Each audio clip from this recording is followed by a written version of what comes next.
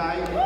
My name is Heber Brown III, the pastor of the Pleasant Hope Baptist Church in Baltimore Monday. We are more than the issues that we work on. You are more than an issue that you work on. Your brother, sister, mother, father, friend, neighbor. And I'm thinking right now, Merrick, I'm thinking about one of the greatest organizers who ever walked the earth in the person of Mother Ella Baker. And Ella Baker's spirit has been very strong in Baltimore for the past 3-4 weeks in particular. But she would often start her organizing conversations on people's front porches by asking, who are your people? Who are your people? For those of us with country roots, we know that what kind of question that is. Who are your people? What lineage did you come down through? What's your grandmother's name? And your uncles and your aunties' names? What line did you come through? Who are your people? And as we connected by virtue of our names tonight, also know that that's a question that's appropriate for this gathering. Who are your people? My people tonight are people who have a long-standing, urgent, and passionate commitment to social justice. That's my people. Who are your people? People who are willing to put their bodies on the line for a better way tomorrow. Who are your people? My people are those who are willing to bend their privilege in the direction of justice. Who are your people? My people are those who are willing to listen and not just talk all the time. Who are your people? My people are those who don't just show up when cameras are around, but when CNN leaves, these are the people who keep on pushing and working for a better Baltimore. Those are my people. That's my people. See, there's no justice when it's just us. Sprawled like lettuce, crucified like a romaine, but we remain like empty dishes. They dish death sentences. In our lives, period, no question mark. Our lives are targeted, marked like scuffed tennis shoes. Man, we need new balance. Because we off balance. Balance being slanted. Justice system jaded. Been steadily climbing the mountain. Still can't say that we made it to the promised land. King said he wanted us hand in hand with our white counterparts. We sat in at lunch counters attempting to be a part of the in crowd. But there's division within our own crowds. See, it's ironic. Hashtag Black Lives Matter was created by 3 black women, but only seems to be used when a black man dies. Outcries for black boy bloodshed. Wonder when our movements will shed their patriarchy and get in bed with equality.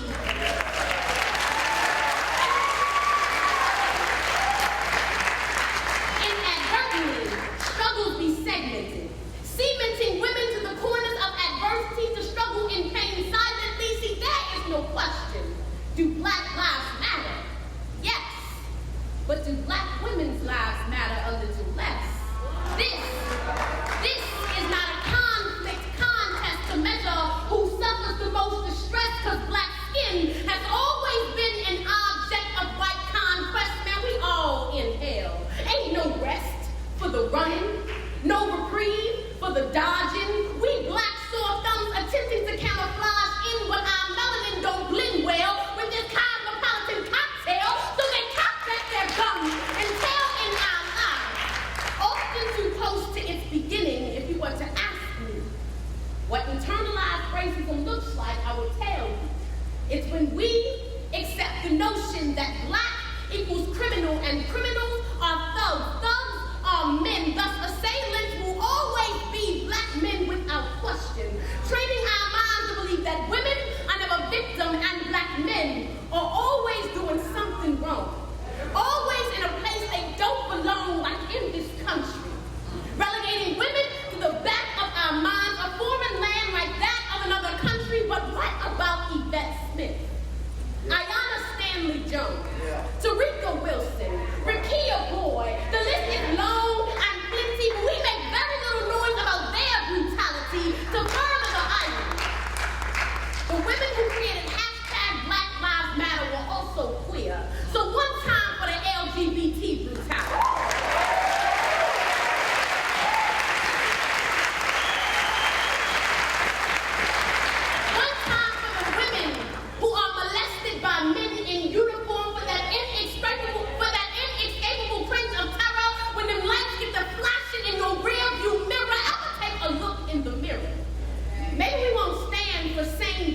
lovers because we don't want to deal with our own homophobia. Maybe we won't stand for trans because we ain't willing to transform the core values holding us together, or rather apart.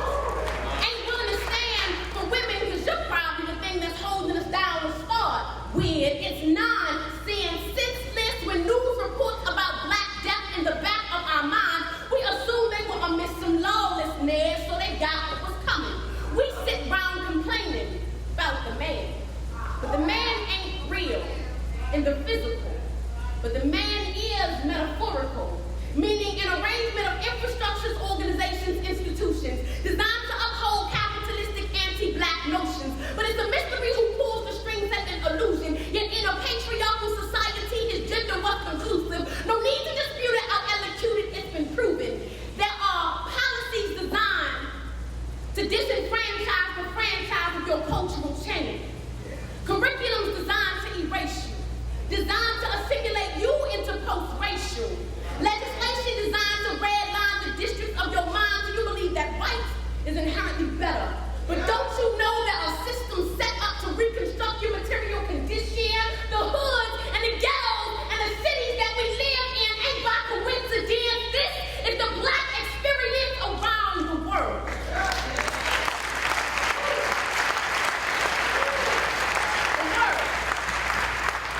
A world so disconnected, so disjointed.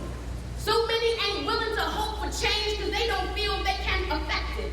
Imagine what would happen if we did away with our differences. Stop verbally attacking one another and started listening. Chose one enemy and started aiming, but I'm just one poet, so ain't nobody hearing what I'm saying.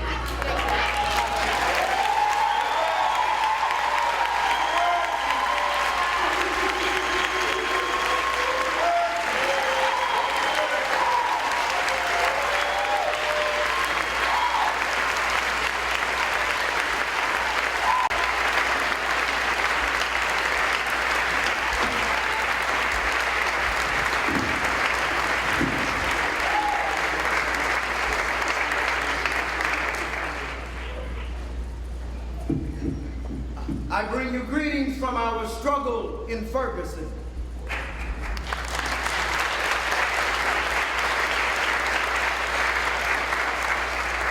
Where we have seen the second longest resistance in modern history, second only to the Montgomery bus boycott. 5 months longer than the Selma campaign. A new generation of leaders have raised up, and it looks different than what we're used to it looking like. It is in Ferguson that I was born again. That I was born again in the streets of Ferguson, and I saw the very face of God, and God is angry. God is queer. God is a woman. God is a single mother.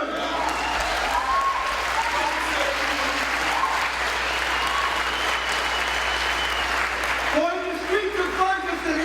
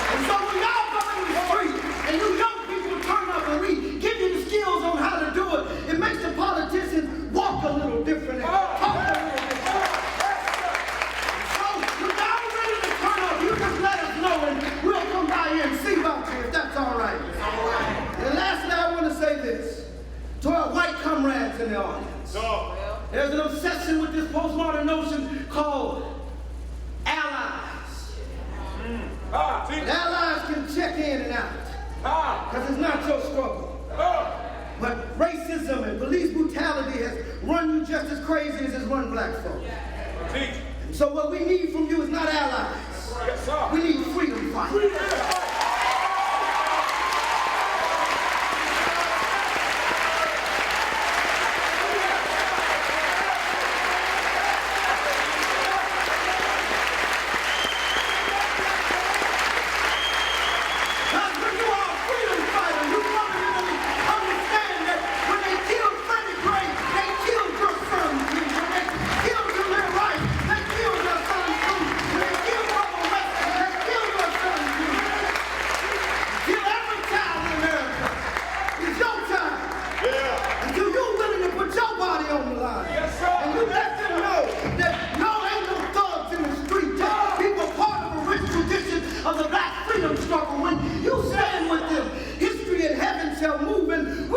Tonight because we got a freedom fighter with us. Got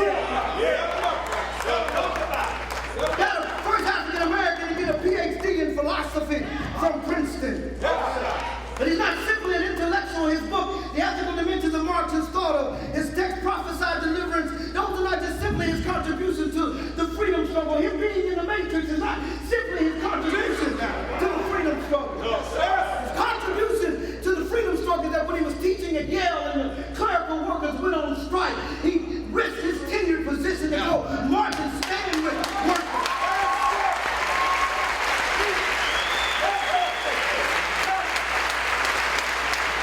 His commitment as a freedom fighter has been the fact that I've shared a jail cell with him twice. Because we engaged in acts of civil disobedience, protesting the war in Iraq, and he came to see about us in Ferguson. Yes, sir.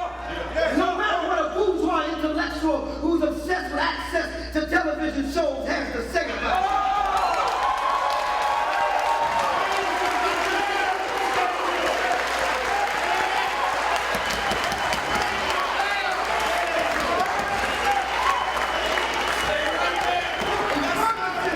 In Ferguson, the young people's test code, actually they call him Uncle Cornel.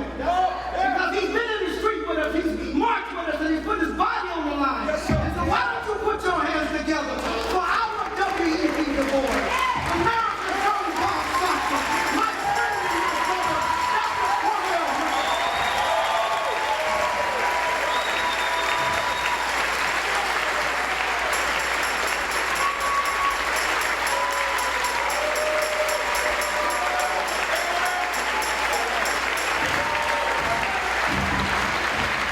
Lord have mercy. That's what thankful, brother. Thankful.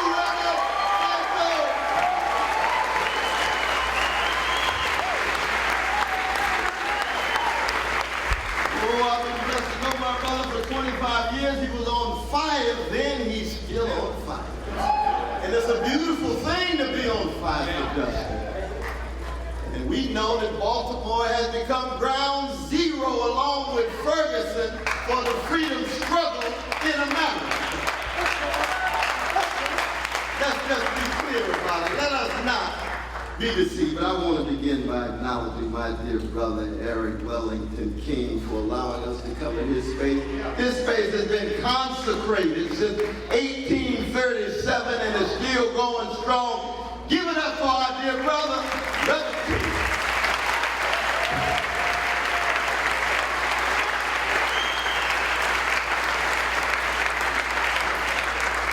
You need Brother Sekou, a fellow freedom fighter. Yes, sir. Which is to say they're willing to live. And yes, it is also true. Some of us must be willing to die because we love the people. That's also why we are here. That's not for everybody. But if somebody's not willing to die, we don't have a movement. That's right. But it has to do with the depth of the love. And that's why Baltimore United for Change, when they call me, I don't go anywhere until I get a call. Why? Because I don't want to come in leading, I want to come in loving. And I want to be able to serve the folk on the ground and the indigenous leadership. I'm talking about grassroots leadership because Brother Martin King used to say, anytime those fly stones call everyday people straighten their backs up, they're going somewhere because folk can't ride your back unless it's bent. And when you straighten up,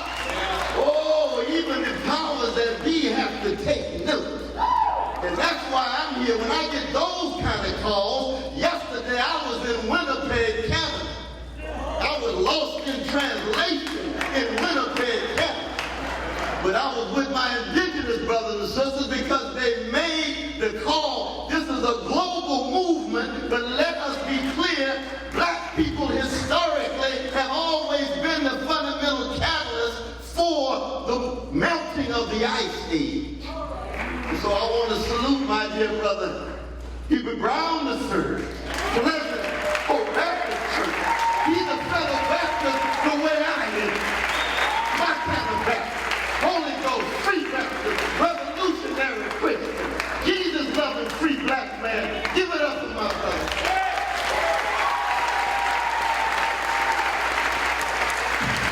The same is true for my dear brother David Wood. Give it up, brother David. Give it up, brother David. When I walked in the door and I saw my cousins, the Precious West. Not too many black folk with that last name. We got it from a white slave holder generations ago, but we've taken the name and transfigured it. Kanye ain't got no monopoly on that name. I love y'all. We'll never forget Brother Tyrone. Never. Because I am blessed to be part of what the Isley brothers call a caravan of love. That's what the black freedom movement has always been. And that caravan of love has had to deal with being terrorized and traumatized and stigmatized for 400 years. Our precious brother, Freddie Gray, he's one among hundreds and hundreds of thousands of precious, priceless black people who've been treated with contempt, and we're tired of it. And every 35 years, folk began to take a stand. As a brother used to play organ in my church, Shiloh Baptist Church. He's known to the world as Sly Stone. We knew him as Brother Sylvester. And he wrote a song called Stand. You've been sitting much too long. There's a permanent crease in your right and wrong. Stand. There's a midget standing tall and the giant beside him about to fall. Stand. He got theological and said there's a cross for you to bear, things to go through if you going anywhere. So don't allow the corporate media to distort and misconstrue what's going on in the city that produced Billie Holiday.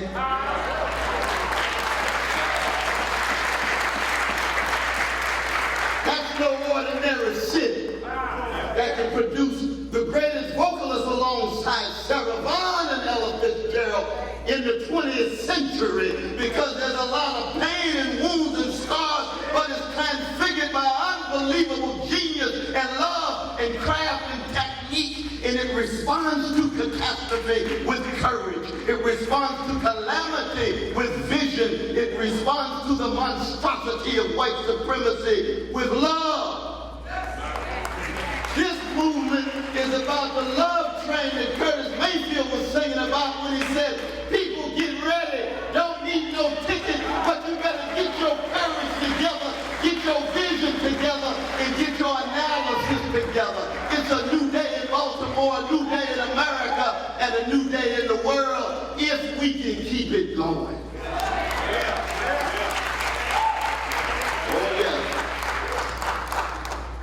I am not an outside agitator. Anytime people are catching hell and I get a call, I'm willing to be there. To be my Dalit brothers and sisters in India, give me a call. To be my Palestinian brothers and sisters under Israeli occupation, who give me a call.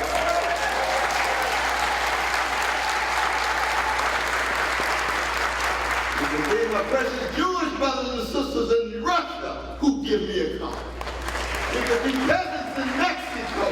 This is a human thing. We're talking about forms of domination and structures of oppression. This is not just about skin pigmentation or your ethnic identity or your planet group. This is a human thing. That's what the black freedom struggle has always been about. That's what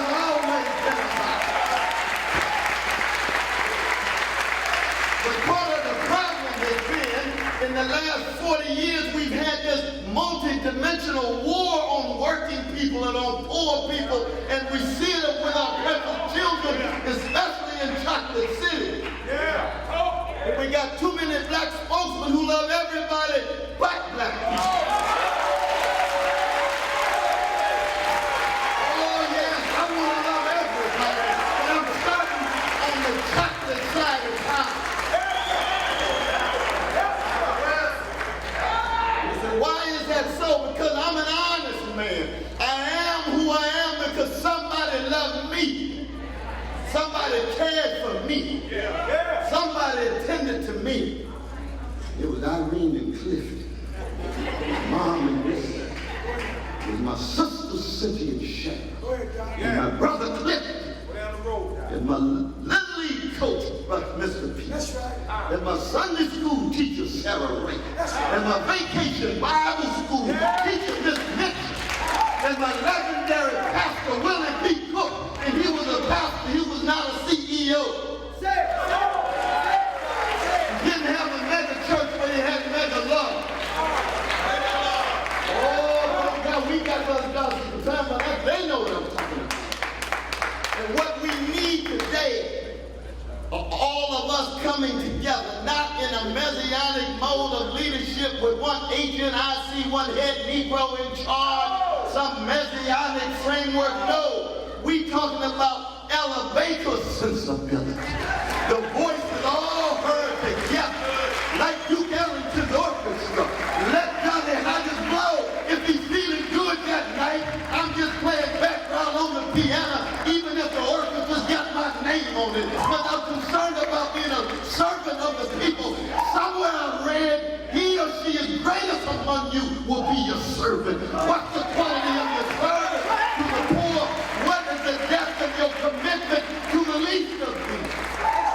Well, thank God for my Jewish brothers and sisters in Hebrew scripture that said, to be human is to spread essence, loving kindness to the orphan and the widow, the fatherless and the motherless. Yes, those in Baltimore catching hell, having to deal with decrepit school systems. You know, in America, rich kids get taught, poor kids get tested.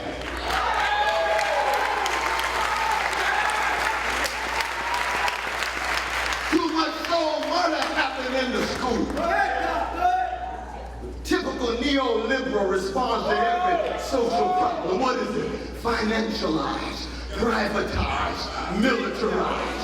Financialize, privatize, militarize. As massive amounts of wealth shift from poor and working people to the well-to-do. And we got to remember that includes the police too. The police are working class. They're working class. Now they got a culture that needs to be fundamentally transformed because too many of them still have contempt for poor black people, including some of the black police. Just not a racial thing. You get socialized into that culture. And they say, oh, you see Jamal, you see Letitia, you can treat them this way. But you see Johnny and you see Jane, you don't treat them that way. We here to say, that day is over in Baltimore. That day is over in Ferguson. That day is over in America.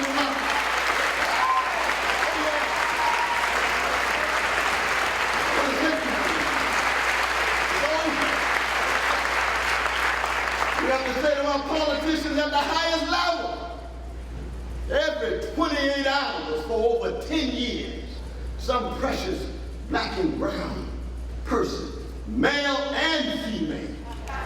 It's very important to keep in mind, yes, we love our black brothers. Yes, we love our brown brothers. But the black and brown sisters catching hell too. We hit it all the time. But every 28 hours for 10 years, somebody shot down. That's right. We got a black president. Black attorney general. Black Homeland Security, whose fundamental job of all three of them is to secure the safety of citizens in the United States. And not one federal prosecution of a policeman who engages in the killing of those precious folks.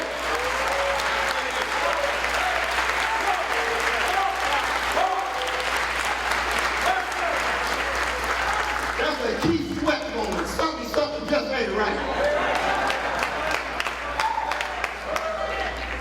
Oh, Brother West says you just being critical of the president. No, I'm being critical of any president who has that kind of social misery and suffering taking place under their administration, and they don't target it the way you target the prophets of Wall Street.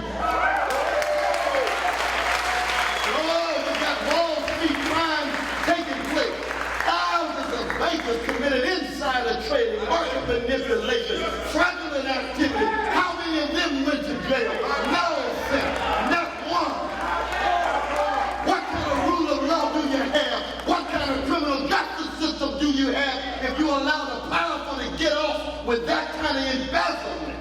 And yet when it comes to precious folk getting shot down like dogs, all you can come up with is some abstract rhetoric and maybe some investigation that might not produce anything at all on the ground.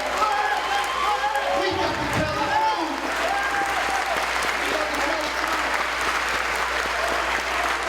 Now we love our black politicians because they got to have room and it's tight. Those structural constraints are tight. Most of electoral politics in America is a form of legalized bribery and normalized corruption. Yes, sir. Because the role of big money plays a disproportionate role in shaping not just who runs, but the very framework of the debate. Then you got corporate media whose fundamental aim is to make big money. And they tied to a Republican Party, Fox News, that is mean-spirited, that is cold-hearted, and then you got a MSNBC with a milquetoast, spineless Democratic Party for the most part, and they think that's the whole conversation. No, that's not the whole conversation at all. We got some other voice. That's like telling me in the 1960s, I got to choose between Pat Boone and Elvis Presley, and I want Curtis Mayfield. I want Donny Hathaway. I want Nina Simone. I want Aretha Franklin. Don't freeze them out just because you want to sensationalize your news. We need a robust, uninhibited public conversation, not just about problems. What is here in Baltimore when you walk the streets and see our precious poor brothers and sisters, every color but disproportionately chocolate, that's not a social problem. That is a catastrophe. A catastrophe. Mainstream America always likes to reduce the catastrophes when they visited on poor and people of color into a problem. But when America's attacked, like 9/11, oh, it's not a problem. That's a catastrophe. Well, you know what? Black folk been dealing with a 9/11 condition for decade after decade after decade after decade.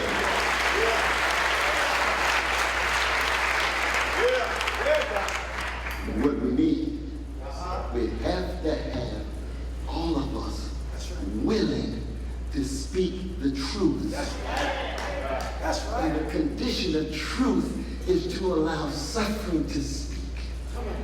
And when suffering doesn't speak, you can be rest assured that mendacity is taking its place. And mendacity is alive, and there's an intimate connection between mendacity and criminality. The poor situation here in Baltimore is a crime against humanity. It's not a social problem.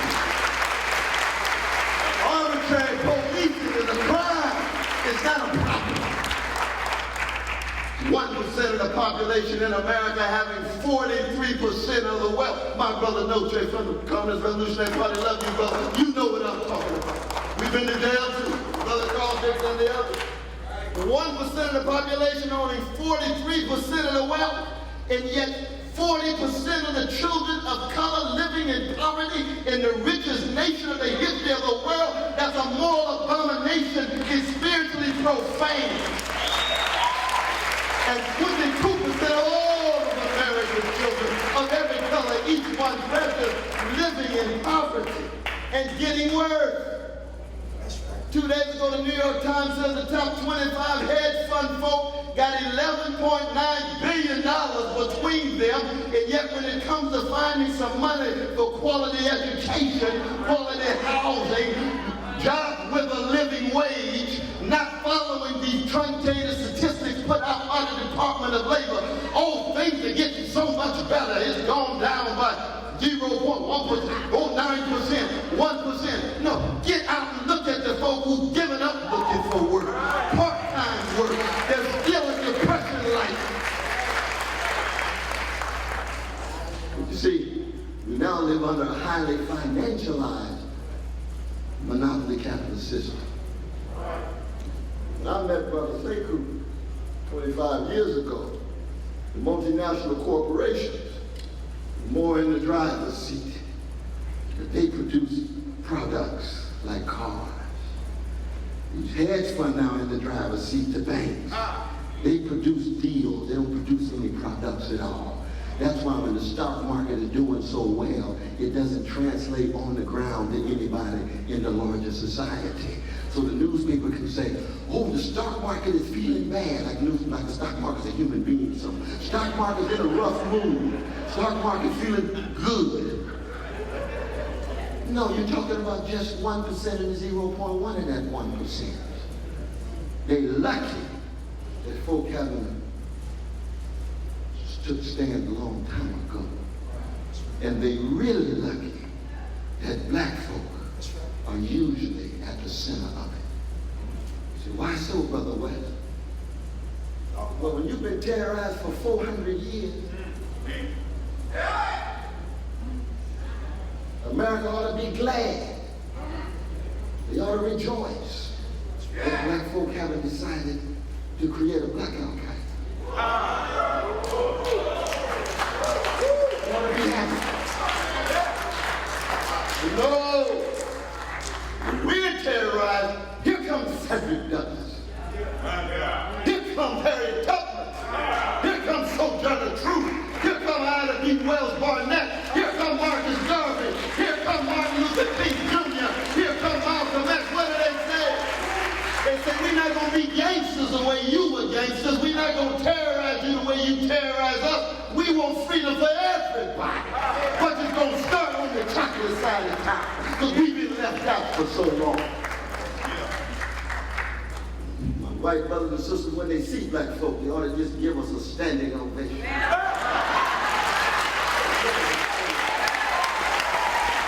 Not for individuals, but for Harriet Tubman and Frederick Douglass and Martin King and Fannie Lou Hamer. They didn't have to choose that. They didn't have to ask for love. They could have been gangsters just like the white supremacists who gangsterized us. All of you. Oh yeah. And that's my tradition. I come in the spirit of John Coltrane, Love Supreme. Marvin Gaye, what's going on, love in every nook and cranny of the record. And James Baldwin's essay, every nook and cranny shot through with a love. What is it about these black people that when they're hated, they still dishing out love anyway? What is it about these black people that when they terrorize, they don't want to terrorize us collectively with a political cause? Yes, we got black gangsters, no doubt about that. No doubt about that. But oh, it pales in the face of the history of American gangsterism against black people. See, a gangster's wrong to kill any innocent person. I don't care what color, I don't care what uniform, is wrong. But oh, the difference here is for most black people, even when a policeman is shot, we have a deep concern for the wife or the husband of the policeman who's killed. But the problem is, does the police department shed tears for Cornel West? I want to know that. I want to see it manifest on you say, his life has exactly the same value as a policeman's life. His life has exactly the same value of white Christian children in Newtown, Connecticut. But everybody knows that if white folk were getting shot in the same way by the police that black folk been getting shot, there'd be police accountability across the board. That's the legacy of white supremacy. But then there's the issue of class. Go ahead now. Go ahead now. Go ahead. If our black middle class youth, each one is so precious, if they were being treated and shot down by the police in the same way our poor black precious youth, we have a different kind of black leadership. Very different kind of black leadership. Well, nothing against my Jack and Jill brothers. Oh, they were being shot down. The way Brother Jamal and Letitia are. We have different kind of black spokesmen. But we got now too many black folk at the top who have become too comfortable, who have become too well adjusted to injustice.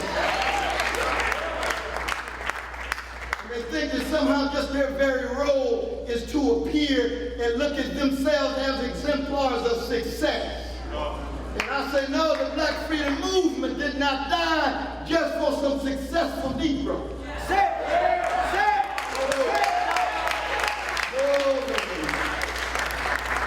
Black freedom movement is about trying to ensure that when you become successful, you remember that you ought to be faithful to the least of these. Use your success in such a way that it's part of your arm.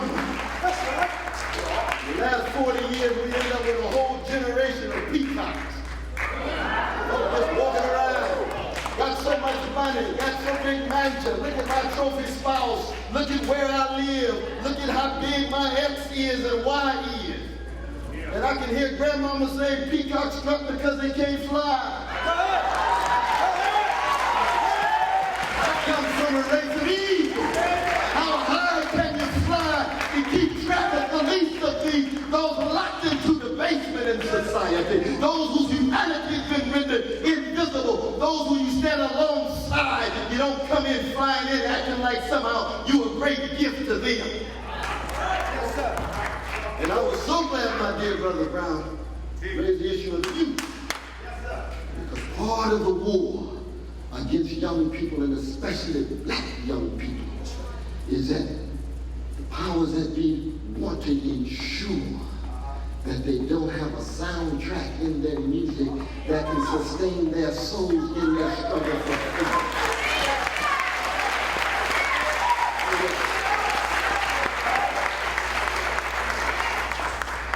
You don't have no Drew Hills or Rough Ends no more. You don't have no dramatics of the Delphonics or main ingredient of the whiskey or the emotions of the Jones girls. And you don't have folk playing them instruments like Lakeside and Ohio Players or James Brown or Charles Wright and 103rd Street Rhythm Band. How come? Because our schools produce so much soul murder that when the children come through the security links, they don't have instruments to play. They don't have voices to hear. That's why some of them can make big money and still not sing in tune.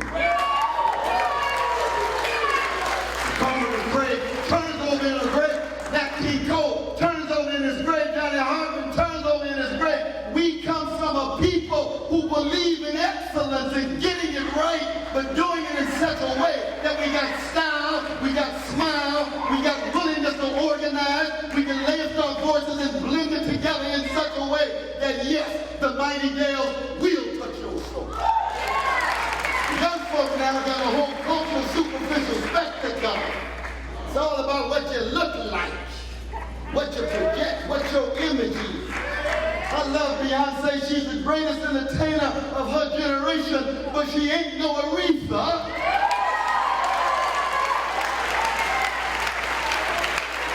How come? Aretha walks on the stage, grabs the microphone, and goes straight for your soul. deepest level. It's not just about her as spectacle. It's about using the gift that God gave her to make sure she's empowering other people. Some of us remember going to James Brown concerts, and brother would go for 4.5 hours. Right. And he would always say, I'm an extension of you, you're an extension of me. I would not be here if it were not for you. Did anybody come here to hear a song? Brother James, you forgot soul power. Hit it, Bootsy. That's a conception of the artist as servant. Right. Doctor, servant. Lawyer, servant. That's what wonderful lawyers here. Serving the servant. All of us don't fall short. No one of us have a monopoly, no matter what color, on truth, goodness, or beauty, but we can always aspire to it. That's the chapter. We're going to end with the greatest of all public intellectuals in the history of the American Empire. His name was W.B. Du Bois.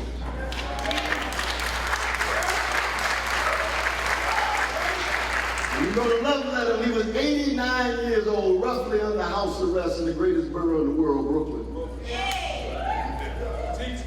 He only had one visitor for 3 years, another freedom fighter under house arrest in Philadelphia named Paul Robeson. He embarked on the writing of 3 novels at 89 years old, 1957. A novel called The Ordeal of Mozart. You turn to page 275 in that novel. He said, I've been wrestling with 4 questions all of my life. It comes out of the black freedom struggle. The first was, how shall integrity face oppression? The second question, what does honesty do in the face of deception? Third query, what does decency do in the face of insult? And that last query, how does virtue meet brute force? Let the word go forth that here in Baltimore, ricocheting from Ferguson and others, dealing with decades and decades long forms of oppression, deception, insult, and brute force, that we have decided to stand up in the name of integrity, honesty, decency, and virtue, and they cut deep.